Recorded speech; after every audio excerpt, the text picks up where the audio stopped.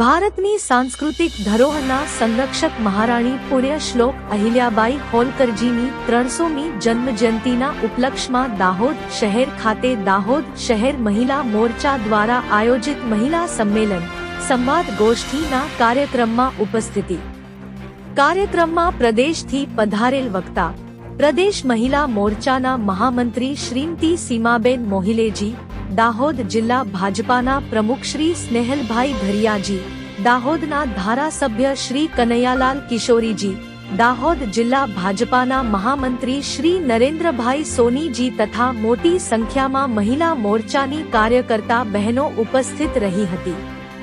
તથા આ પ્રસંગે દાહોદ જિલ્લાના પ્રભારી મંત્રી શ્રી કુબેરભાઈ ડિંડોર સાહેબ અને દાહોદના સાંસદ શ્રી જશવંતસિંહ ભાભોર સાહેબે હાજરી આપી કાર્યકર્તાઓનો ઉત્સાહ વધાર્યો હતો. રિપોર્ટર ધવલ પરમાર, દાહોદ.